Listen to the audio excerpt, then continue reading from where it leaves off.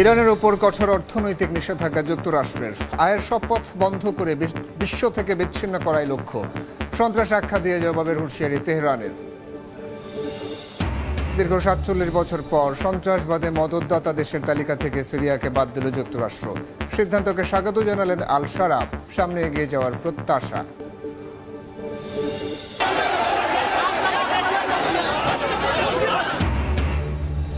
এবার প্রশ্ন ফাঁস ও নিয়োগে অনিয়মের অভিযোগে উত্তাল ভারতের বিহার। পুলিশের সঙ্গে ব্যাপক সংঘর্ষ। ৫ সেপ্টেম্বর দিল্লিতে সমাবেশের ঘোষণা ককরোচ জনতা পার্টির। এবং ২ লাখ আশ্রয় প্রার্থীর ভিসা বাতিলের পরিকল্পনা ট্রাম্প প্রশাসনের। H-1B ভিসার ফি বাড়িয়ে $1 লাখ করছে যুক্তরাষ্ট্র। বিপাকে পড়বেন বিদেশি শিক্ষার্থীরা। ইরানের বিরুদ্ধে আরো কঠোর অর্থনৈতিক যুদ্ধ শুরু করেছে যুক্তরাষ্ট্র। ট্রাম্প প্রশাসনের নতুন নিষেধাজ্ঞার ঘোষণা দিয়ে মার্কিন অর্থমন্ত্রী স্কট বেজেন্ট বলেছেন, তেহরানকে টিকিয়ে রাখা প্রতিটি অর্থনৈতিক পথ বন্ধ করাই ওয়াশিংটনের লক্ষ্য। শুধু ইরান নয়, দেশটির সঙ্গে অর্থনৈতিক যোগাযোগ রাখা অন্য দেশ, ব্যাংক ও প্রতিষ্ঠানকেও ছাড় দেবে না যুক্তরাষ্ট্র। বেসেন্ট হুঁশিয়ারি দিয়ে বলেন, ইরানের অর্থনৈতিক কর্মকাণ্ডে জড়িত প্রতিষ্ঠানগুলোকে মার্কিন ডলার ব্যবস্থার বাইরে সরিয়ে দেওয়া হবে। বিদেশে থাকা ইরানি ব্যাংকের কার্যক্রম বন্ধে দেশগুলোকে নির্দিষ্ট সময়সীমাও দেয়া হচ্ছে। এমনকি চলতি সপ্তাহের শেষ নাগাদ একটি বড় আর্থিক প্রতিষ্ঠানকে নিষেধাজ্ঞার আওতায় আনার ঘোষণা দিয়েছেন তিনি। ট্রাম্প এরই মধ্যে বিভিন্ন দেশের নেতাদের ফোন করে ইরানের সঙ্গে সম্পর্ক ছিন্ন করার আহ্বান জানাচ্ছেন। ওয়াশিংটনের এই অর্থনৈতিক চাপের জবাবে পাল্টা অবস্থান নিয়েছে তেহরান। ইরানের পার্লামেন্ট স্পিকার মোহাম্মদ বাগের গালিবাফ বলেছেন, যুক্তরাষ্ট্র ইরানের সঙ্গে বাণিজ্য করা দেশগুলোর উপর আরও চাপ প্রয়োগ করার মতো অর্থনৈতিক অবস্থানে নেই। আর ইরানের পররাষ্ট্র মন্ত্রণালয়ের মুখপাত্র ইসমাইল বাঘেই মার্কিন নিষেধাজ্ঞাকে অর্থনৈতিক সন্ত্রাস হিসেবে অভিহিত করে বলেছেন, এ ধরনের চাপ সাধারণ মানুষের উপরই বেশি প্রভাব ফেলে। নতুন নিষেধাজ্ঞার পাশাপাশি সবচেয়ে বড় ঝুঁকি এখন হরমুজ প্রণালী। বিশ্বের অন্যতম গুরুত্বপূর্ণ জ্বালানি পরিবহন পথটি ঘিরে যুক্তরাষ্ট্র ইরানের বিরোধ আরও তীব্র হয়েছে। ইরান বলছে, তাদের নির্ধারিত নিয়ম ভঙ্গ করে কোনো জাহাজ হরমুজ অতিক্রম করলে জরিমানা, আটক, এমনকি জাহাজ জব্দও করা হতে পারে। এরই মধ্যে ৪৫টি তেলবাহী ট্যাঙ্কারকে কালো তালিকাভুক্ত করেছে তেহরান। অন্যদিকে মার্কিন প্রেসিডেন্ট ডোনাল্ড ট্রাম্প দাবি করেছেন, ইরানের বিরুদ্ধে তার দেশ জয়ী হচ্ছে। একই সঙ্গে ওয়াশিংটন জিরো লিকেজ নীতি নিয়ে নিষেধাজ্ঞা বাস্তবায়নের কথা জানিয়েছে। তবে উত্তপ্ত মধ্যপ্রাচ্যে শান্তির বার্তা নিয়ে ছুটে চলছে ইসলামাবাদ। পাকিস্তানের সেনাপ্রধান ফিল্ড মার্শাল আসিম মুনির তেহরানে গিয়ে ইরানের শীর্ষ কর্মকর্তাদের সঙ্গে বৈঠক করেছেন। মুনির জানিয়েছেন, আঞ্চলিক স্থিতিশীলতা ফিরিয়ে আনতে তিনি প্রচেষ্টা অব্যাহত রাখবেন। ইরানের বিরুদ্ধে সামরিক অভিযান কাঙ্ক্ষিত ফল না আনায় এবার দেশটির অর্থনীতিকে সর্বাত্মক চাপে ফেলতে চায় যুক্তরাষ্ট্র। সোমবার নতুন এই পরিকল্পনার ঘোষণা দেন মার্কিন অর্থমন্ত্রী স্কট বেসেন্ট। এই অভিযানকে বলা হচ্ছে অপারেশন ইকোনমিক আউটকাস্ট। তবে ইরানকে কি উপায়ে বিচ্ছিন্ন করা হবে এই নিয়ে জল্পনা কল্পনা চলছে রাজনৈতিক বিশ্লেষকদের মধ্যে। এই কৌশলের কেন্দ্রে জিরো লিকেজ পদ্ধতি রয়েছে বলে খবর পাওয়া গেছে। অর্থাৎ ইরানকে অর্থনৈতিকভাবে ঘুরে দাঁড়ানোর সুযোগ দিতে চায় না ওয়াশিংটন। জানা গেছে, ইরানের অর্থনীতির গুরুত্বপূর্ণ 5টি খাতকে এবার বিশেষভাবে টার্গেট করেছে ওয়াশিংটন। ডিজিটাল সম্পদ, প্রযুক্তি, স্বর্ণ, বিমান চলাচল এবং নৌ পরিবহন। এসব খাত ব্যবহার করে ইরান কিভাবে বিদেশি অর্থ স্থানান্তর, বাণিজ্য পরিচালনা বা নিষেধাজ্ঞা এড়িয়ে যাচ্ছে সেই নেটওয়ার্ক ভেঙে দিতে চায় যুক্তরাষ্ট্র। অর্থাৎ তেল বিক্রির পাশাপাশি ইরানের অর্থ লেনদেন, সম্পদ সংরক্ষণ, পরিবহন ও আন্তর্জাতিক বাণিজ্যের বিকল্প পথগুলো বন্ধ করার পরিকল্পনা। এছাড়া সেকেন্ডারি নিষেধাজ্ঞাকে অস্ত্র হিসেবে ব্যবহার করতে চাচ্ছে ওয়াশিংটন। অর্থাৎ ইরানের সঙ্গে ব্যবসা চালিয়ে গেলে সংশ্লিষ্ট বিদেশি প্রতিষ্ঠান ও দেশও মার্কিন নিষেধাজ্ঞার মুখে পড়তে পারে। বেসেন্ট জানান, এরই মধ্যে বিশ্বের বিভিন্ন দেশের নেতাদের সঙ্গে কথা বলেছেন প্রেসিডেন্ট ডোনাল্ড ট্রাম্প। কোন দেশ ইরানের সঙ্গে কিভাবে বাণিজ্য করছে, কোথা দিয়ে তেল যাচ্ছে, কারা অর্থ লেনদেনে সহযোগিতা করছে, সবকিছু চিহ্নিত করে ব্যবস্থা নেওয়া হবে। সহযোগিতার নির্দিষ্ট সময়সীমাও বেঁধে দিতে পারে যুক্তরাষ্ট্র। ইরানের ক্ষেত্রে এই কৌশল কতটা কার্যকর হবে এমন প্রশ্ন বিশ্লেষকদের। কারণ তেহরান কয়েক দশক ধরেই মার্কিন ও আন্তর্জাতিক নিষেধাজ্ঞার মধ্যে রয়েছে। যুক্তরাষ্ট্রের সঙ্গে ইরানের সরাসরি বাণিজ্য খুবই সীমিত। এতে করে ওয়াশিংটনের হাতে তেহরানকে সরাসরি চাপে ফেলার সুযোগ কম। তাই এবার নজর ইরানের বড় বাণিজ্য অংশীদারদের দিকে: চীন, সংযুক্ত আরব আমিরাত, তুরস্ক, ইরাক ও রাশিয়া। চীনই ইরানের সবচেয়ে বড় বাণিজ্যিক অংশীদারদের একটি এবং অতীতেও মার্কিন চাপের বিরুদ্ধে অবস্থান নিয়েছে বেইজিং। অন্যদিকে তুরস্ক ও ইরাকের সঙ্গে রয়েছে বড় আকারের বাণিজ্য। রাশিয়া ও তেহরানের গুরুত্বপূর্ণ অংশীদার। তাই ইরানের অর্থনৈতিক লাইফলাইন কেটে দিতে হলে যুক্তরাষ্ট্রকে এসব দেশের ওপরও প্রভাব বিস্তার করতে হবে। আর সেখানেই ওয়াশিংটনের সামনে তৈরি হচ্ছে বড় কূটনৈতিক চ্যালেঞ্জ। ইরান অবশ্য যুক্তরাষ্ট্রের নতুন অভিযানকে পরাজয়ের কারণ হিসেবে দেখছে না। তেহরানের দাবি, নতুন চাপ মোকাবিলায় 2 বছরের পরিকল্পনাও প্রস্তুত রয়েছে তাদের। লক্ষ্য করে এই হত্যা চেষ্টা চালানো হয়েছিল সে বিষয়ে বিস্তারিত কিছু জানাননি তিনি। ইরানি হামলার আশঙ্কায় নেতানিয়াহুর 2 ছেলে ও স্ত্রীকে এরই মধ্যে বাড়তি নিরাপত্তা দেওয়া হয়েছে বলে জানিয়েছে ইসরায়েলি সংবাদ মাধ্যম। জানা গেছে, খামেনির মৃত্যুর পর প্রতিশোধের অঙ্গীকার করেছে তেহরান। অক্টোবরের নির্বাচনের আগে জনমত জরিপে পিছিয়ে রয়েছে নেতানিয়াহুর জোট। নির্বাচনের আগে নেতানিয়াহুর এমন দাবিকে ঘিরে তৈরি হয়েছে নতুন আলোচনা।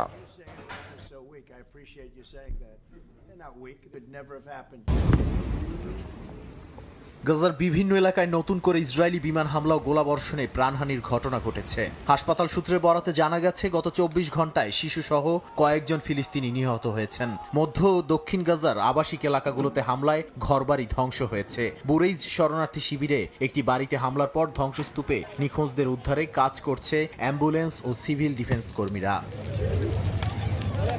সবচেয়ে বেশি উদ্বেগ গাজা সিটিকে ঘিরে। শেখ রাদওয়ান এলাকায় একটি মসজিদ ও পানি বিশুদ্ধকরণ স্থাপনায় হামলার খবর পাওয়া গেছে। ওই এলাকার বাসিন্দাদের জোরপূর্বক সরে যাওয়ার হুমকিও দেওয়া হয়েছে। হামাসের অভিযোগ, পানি ও অন্যান্য বেসামরিক অবকাঠামোতে আঘাত করে গাজার মানুষের জীবন ধারণের ভিত্তি দুর্বল করে দেওয়া হচ্ছে।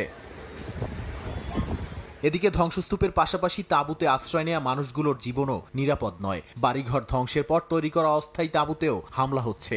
একই সঙ্গে তীব্র হচ্ছে খাদ্য সংকট। 2023 সালের অক্টোবর থেকে ইসরায়েলি অভিযানে নিহতের সংখ্যা 73,422 ছাড়িয়েছে বলে জানানো হয়েছে। এরই মধ্যে যুদ্ধবিরতির ভবিষ্যৎ নিয়ে তৈরি হয়েছে নতুন অনিশ্চয়তা। ইসরায়েলি প্রধানমন্ত্রী বিনিয়ামিন নেতানিয়াহু যুদ্ধবিরতির দ্বিতীয় ধাপ বাস্তবায়নের প্রতিশ্রুতি দিলেও গাজায় হামলা অব্যাহত রয়েছে। গাজার সরকারি মিডিয়া অফিসের হিসেবে যুদ্ধবিরতি কার্যকর হওয়ার পরও ইসরায়েল 4,379 বার চুক্তি লঙ্ঘন করেছে। এসব ঘটনায় 1,286 ফিলিস্তিনি নিহত এবং 4,257 জন আহত হয়েছেন। দক্ষিণ লেবাননের আইনাতা ও হাদ্দাতা এলাকায় গোলাবর্ষণ করেছে ইসরায়েলি বাহিনী। লেবাননের সরকারি বার্তা সংস্থা এনএনএ জানিয়েছে, বিনোদ জাভাইল জেলার এসব গ্রামের উপকণ্ঠে হামলার পাশাপাশি একটি ড্রোনও বিস্ফোরিত হয়েছে। ধ্বংসস্তূপ সরানোর কাজে থাকা একটি এক্সকাভেটরের ওপর উড়ন্ত অবস্থায় ড্রোনটি বিস্ফোরিত হয়। এর আগেও দক্ষিণ লেবাননের কাফর রুম্মান এলাকায় ইসরায়েলি ড্রোন হামলায় কয়েকজন নিহত হয়েছেন। এনএনএর তথ্য অনুযায়ী মোটরসাইকেল লক্ষ্য করে চালানো ওই হামলায় হোসেন শুক্রুন ও আহমেদ রুম্মানির মৃত্যু হয়। তাদের মরদেহ উদ্ধার করে স্থানীয় উদ্ধারকারী দল। হামলাগুলো এমন সময় হচ্ছে যখন ইসরায়েল ও লেবাননের মধ্যে যুদ্ধবিরতি এবং যুক্তরাষ্ট্রের মধ্যস্থতা একটি কাঠামোগত সমঝোতার কথা রয়েছে। 26 জুন স্বাক্ষরিত ওই সমঝোতায় লেবাননের দখল করা এলাকা থেকে ইসরায়েলি বাহিনী ধীরে ধীরে সরে যাওয়ার বিষয়টি ছিল, কিন্তু এরপরও দক্ষিণ লেবাননের নেতানিয়াহু বাহিনীর হামলা অব্যাহত রয়েছে। শুধু দক্ষিণ লেবানন নয়, রাজধানী বৈরুতের আকাশেও শত্রুতাপূর্ণ ড্রোন তৎপরতার খবর দিয়েছে লেবাননের জাতীয় বার্তা সংস্থা। একই সময় ইসরায়েলি বিমান হামলা হয়েছে আল মানসুরি ও আশপাশের এলাকায়। তাই যুদ্ধবিরতির মধ্যেই নতুন করে সংঘাত ছড়িয়ে পড়ার আশঙ্কা করা হচ্ছে। উত্তপ্ত মধ্যপ্রাচ্যের যেন নতুন ফ্রন্ট হয়ে উঠেছে সৌদি হুতি সংঘাত। দুই পক্ষের একের পর এক পাল্টাপাল্টি হামলার মধ্যে বিস্ফোরা ইয়েমেনের সরকারি বাহিনী। এরই জেরে লোহিত সাগরের পানি হয়ে উঠেছে সংঘাতের দ্বারপ্রান্ত। লোহিত সাগরে সৌদি আরবের তেলবাহী জাহাজে হামলার দাবি করেছে ইয়েমেনের বিদ্রোহী গোষ্ঠী হুথি। তাদের সামরিক মুখপাত্রের দাবি, ইয়ানবু উপকূলের কাছে আমজান নামের জাহাজটিতে ব্যালিস্টিক ক্ষেপণাস্ত্র ছোড়া হয়। হামলা জাহাজের মূল ডেকে আগুন ধরে যায় বলেও দাবি হুথিদের। তবে সৌদি আরবের জাতীয় শিপিং কোম্পানি বাহারি জানিয়েছে, জাহাজের সব নাবিকই নিরাপদে আছেন এবং কেউ আহত হননি। হামলার আগে যুক্তরাজ্যের মেরিটাইম ট্রেড অপারেশনস বা ইউকেএমটিও জানিয়েছিল, সৌদি আরবের ইয়ানবু বন্দর থেকে প্রায় 117 কিলোমিটার পশ্চিমে একটি তেলবাহী জাহাজে অজ্ঞাত একটি বস্তু আঘাত এনেছে। এতে জাহাজের প্রধান ডেকে আগুন ছড়িয়ে পড়ে। এরপর হুথিরা ওই হামলার দায় স্বীকার করে। তবে হামলার ক্ষয়ক্ষতির পূর্ণ মাত্রা এখনও স্পষ্ট নয়। ইরান যুক্তরাষ্ট্র সংঘাত ঘিরে গোটা অঞ্চলে যখন নতুন করে উত্তেজনা বাড়ছে, তখন লোহিত সাগরে এই হামলা গুরুত্বপূর্ণ। এর আগে ইরান হরমুজ প্রণালী দিয়ে চলাচলকারী জাহাজ নিয়েও কঠোর সতর্কতা দিয়েছে। অন্যদিকে ইরান সমর্থিত হুতিদের তৎপরতায় লোহিত সাগরের বাণিজ্য পথও বারবার ঝুঁকির মুখে পড়ছে। এ কারণে জ্বালানি সরবরাহ ও আন্তর্জাতিক নৌবাণিজ্যে নতুন করে অনিশ্চয়তা তৈরি হচ্ছে। বিশ্লেষকরা বলছেন, হুতিদের এই হামলা মধ্যপ্রাচ্যের সংঘাত যে শুধু যুদ্ধক্ষেত্রে সীমাবদ্ধ নেই তারই আরেকটি ইঙ্গিত। গুরুত্বপূর্ণ সমুদ্রপথে তেলবাহী জাহাজকে লক্ষ্যবস্তু করা হলে এর প্রভাব পড়তে পারে বৈশ্বিক জ্বালানি বাজারেও। একই সঙ্গে সৌদি আরবের মতো গুরুত্বপূর্ণ আঞ্চলিক শক্তির সম্পৃক্ততা পরিস্থিতিকে আরো জটিল করে তুলতে পারে। এখন বিশ্ববাসীর নজর হামলার জবাবে সৌদি আরব কিংবা তার মিত্ররা কি পদক্ষেপ নেয় তার দিকে। 1979 সালে তৎকালীন প্রেসিডেন্ট হাফেজ আল আসাদের সরকারের বিরুদ্ধে সশস্ত্র গোষ্ঠীকে সমর্থনের অভিযোগে সিরিয়াকে সন্ত্রাসবাদের মদতদাতার তালিকাভুক্ত করে যুক্তরাষ্ট্র। পরবর্তীতে ছেলে বাশার আল আসাদের শাসনেও বহাল থাকে সেই তকমা। তবে 2024 সালের ডিসেম্বরে বিদ্রোহীদের হাতে বাশার আল আসাদ সরকারের পতনের পর বদলাতে শুরু করে ওয়াশিংটন দামেস্ক সম্পর্ক। এরই ধারাবাহিকতায় দীর্ঘ 47 বছর পর অবশেষে সন্ত্রাসবাদের পৃষ্ঠপোষক রাষ্ট্রের তালিকা থেকে সিরিয়াকে বাদ দিয়েছে যুক্তরাষ্ট্র। একই সঙ্গে বিশেষভাবে তালিকাভুক্ত বৈশ্বিক সন্ত্রাসী সংগঠনের তালিকা থেকেও সরানো হয়েছে আল নুসরা ফ্রন্টকেও। এর আগে 2016 সালে সংগঠনটির সাবেক নেতা ও বর্তমান প্রেসিডেন্ট আহমেদ আল সারা আল কায়েদার সঙ্গে সম্পর্ক ছিন্ন করেন। পরে তারই নেতৃত্বে আসাদ সরকারকে ক্ষমতাচ্যুত করে বিদ্রোহীরা। মার্কিন পররাষ্ট্রমন্ত্রী মার্কো রুবিওর দাবি, আন্তর্জাতিক সন্ত্রাসবাদ থেকে পুরোপুরি দূরে থাকার অঙ্গীকার ও সিরিয়ার বর্তমান সরকারের ইতিবাচক পদক্ষেপের স্বীকৃতি হিসেবেই এ সিদ্ধান্ত নেওয়া হয়েছে। এর আগে 2025 সালের জুলাইয়ে দামেস্কের ওপর থেকে ব্যাপক অর্থনৈতিক নিষেধাজ্ঞাও তুলে নেয় ট্রাম্প প্রশাসন। তবে আসাদ ও তার ঘনিষ্ঠ সহযোগী মানবাধিকার লঙ্ঘনকারী, মানব পাচারকারী এবং আইএস ও আল কায়েদা সংশ্লিষ্টদের ওপর কিছু নিষেধাজ্ঞা বহাল রয়েছে। বর্তমানে যুক্তরাষ্ট্রের এই তালিকায় রয়েছে কিউবা, ইরান ও উত্তর কোরিয়ার নাম।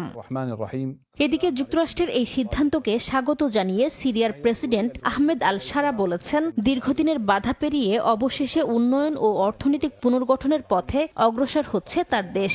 এ সময় প্রেসিডেন্ট ডোনাল্ড ট্রাম্প সহ সহযোগী ও সমর্থনকারী দেশগুলোর প্রতি কৃতজ্ঞতা জানান তিনি। যুক্তরাষ্ট্রের এই সিদ্ধান্তের পর আন্তর্জাতিক আর্থিক ব্যবস্থায় সিরিয়ার পুনরায় যুক্ত হওয়া এবং বিদেশি বিনিয়োগ বাড়ার সম্ভাবনা তৈরি হয়েছে।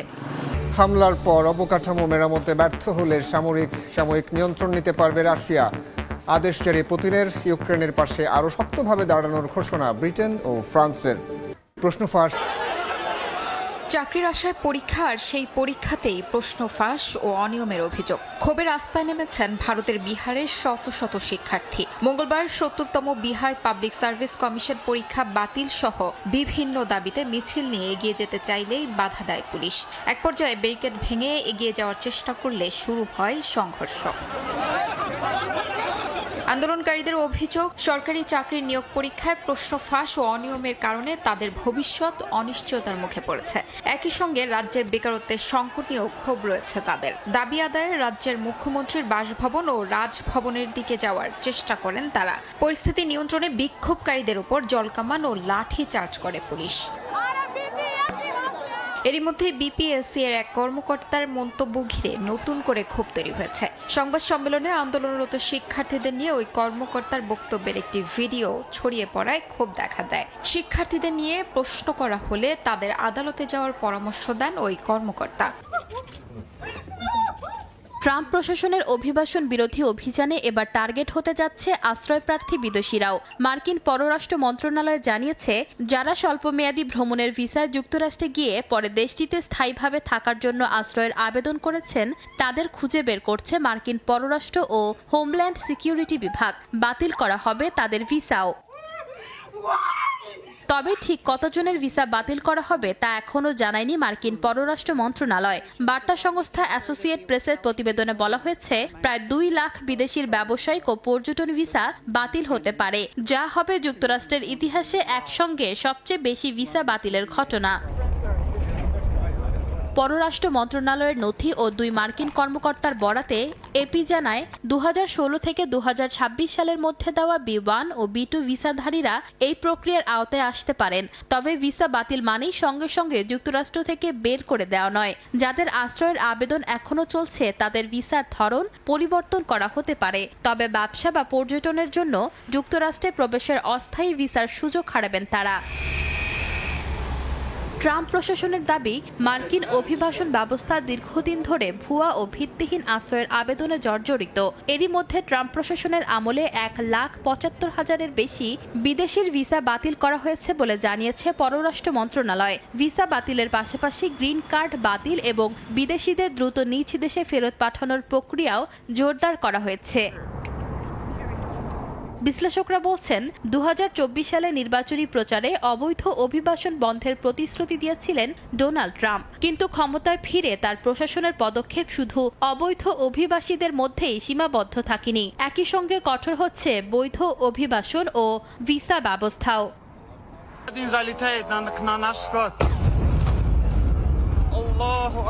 রাশিয়ার জ্বালানি ও সরবরাহ ব্যবস্থায় হামলা বাড়িয়েছে ইউক্রেন। তেল শোধনাগার, বিদ্যুৎ স্থাপনা থেকে শুরু করে বড় বড় লজিস্টিক্স কেন্দ্র সবই এখন কিয়েভের ড্রোনের লক্ষ্য। 3 দিনে রাশিয়ার অনলাইন বিক্রেতা ওজনের 6টি লজিস্টিক্স কেন্দ্রে হামলা হয়েছে। এর আগে ওয়াইল্ড বেরিজের অন্তত 2 ডজন গুদামেও আঘাত হানে ইউক্রেনীয় ড্রোন। তেল শোধনাগারের গুরুত্বপূর্ণ অংশ ক্ষতিগ্রস্ত হওয়ায় মেরামতে 2 সপ্তাহ পর্যন্ত সময় লাগতে পারে বলে জানা গেছে। কয়েকটি অঞ্চলে দেখা দিয়েছে জ্বালানি সংকটও।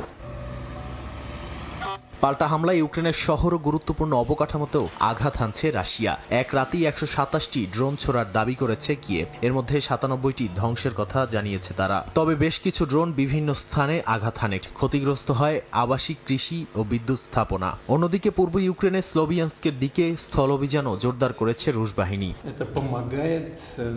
পাল্টাপাল্টি হামলার মধ্যেই রাশিয়ার গুরুত্বপূর্ণ স্থাপনা নিয়ে কঠোর সিদ্ধান্ত নিয়েছেন ভ্লাদিমির পুতিন। নতুন আদেশ অনুযায়ী হামলার পর গুরুত্বপূর্ণ অবকাঠামো দ্রুত মেরামত বা নিরাপদ করতে ব্যর্থ হলে তার সাময়িক নিয়ন্ত্রণ নিতে পারবে রাশিয়া। জ্বালানি, বিদ্যুৎ শিল্প, যোগাযোগ, পরিবহন ও লজিস্টিক স্থাপনা এর আওতায় থাকবে। মস্কো বলছে এটি জাতীয়করণ নয়, তবে ক্রেমলিন জানায় পশ্চিমা সহায়তায় ইউক্রেনের দূরপাল্লার হামলা বাড়লে রাশিয়ার সম্ভাব্য ক্ষেপণাস্ত্র উৎপাদন কেন্দ্রগুলো লক্ষ্য করবে।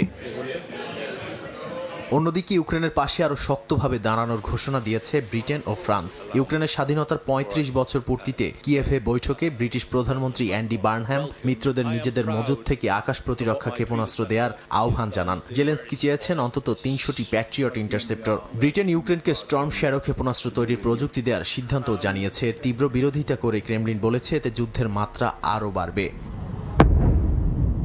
সামরিক চাপের পাশাপাশি কূটনৈতিক পথও খোলা রাখার চেষ্টা করছে কিয়েভ। কৃষ্ণ সাগরের শস্যবাহী জাহাজে হামলা বন্ধে রাশিয়াকে প্রস্তাব দিয়েছে ইউক্রেন। তবে মস্কো এর সঙ্গে রুশ জ্বালানি অবকাঠামোয় ইউক্রেনের হামলা বন্ধের শর্ত জুড়ে দিয়েছে। জেলেন্সকির দাবি, যে কোনো সমঝোতায় 2 পক্ষকেই একে অপরের জ্বালানি অবকাঠামোয় হামলা বন্ধ করতে হবে। একই সময় ব্রিটেন, ফ্রান্সের সঙ্গে ইউক্রেনের সামরিক ও প্রযুক্তি সহযোগিতা বাড়ছে। এআই ভিত্তিক প্রতিরক্ষা প্রযুক্তি থেকে শুরু করে নিজস্ব ক্ষেপণাস্ত্র উৎপাদনের সক্ষমতা তৈরির উদ্যোগও চলছে।